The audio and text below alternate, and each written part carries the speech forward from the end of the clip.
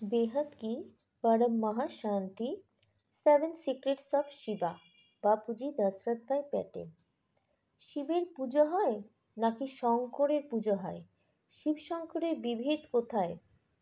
যখন শিব শঙ্করকেও এক করে দিল, শঙ্করকেও শিব শঙ্কর বলে, তাহলে শিব আর শঙ্করের বিভেদ তাহলে কোথায়?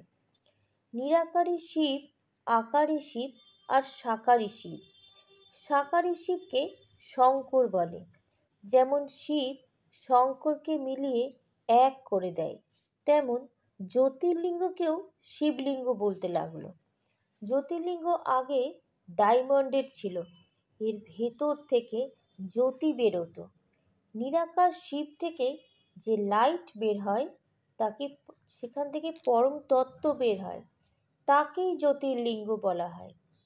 আজ 12টা জ্যোতির্লিঙ্গ মানে যেখানে শঙ্করের সাক্ষাৎকার হলো 12টা জায়গায়, তাহলে শিবলিঙ্গের ভেতর জ্যোতির্লিঙ্গের সাক্ষাৎকার বলে দিল।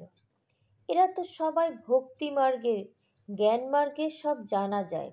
যারা জ্ঞানী তারা জানে শিব নিরাকারী, আকারী আর সাকারী। শিবের 3টে রূপ। সাকারী শিবকে শঙ্কর বলে, যেমন শিব শঙ্করকে মিলিয়ে এক করে দিল, তেমনি জ্যোতির্লিঙ্গকেও শিবলিঙ্গ বলে। জ্যোতির্লিঙ্গ মানে প্রথমে ডায়মন্ডের ছিল। বর্তমানে আমাদের কি করা উচিত? শিবের না শঙ্করের? কার পুজো করা উচিত? আমাকে জানতে হবে যে আমি কার কাছ থেকে পাওয়ার পাবো।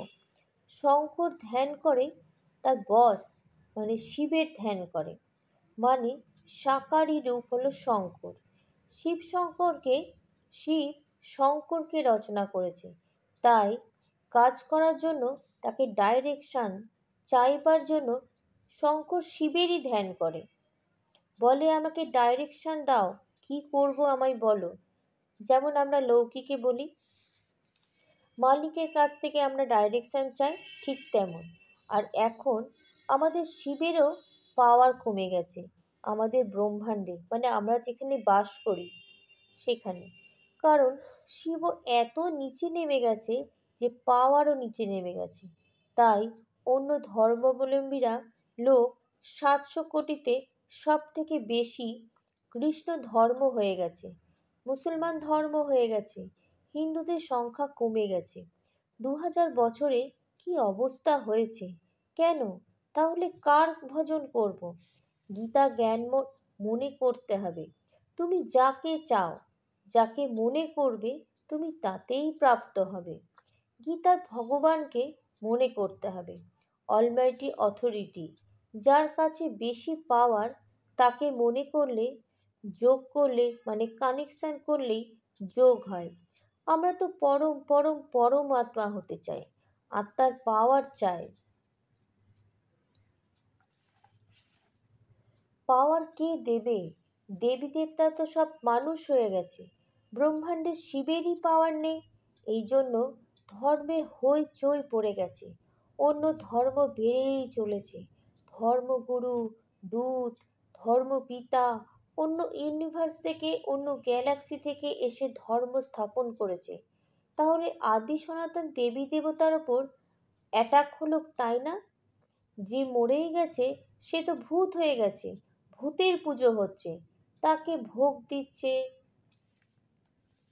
ভোগ দিচ্ছে। যে মরে গেছে তার মন্দির হচ্ছে, তাহলে ভূত পুজো হচ্ছে।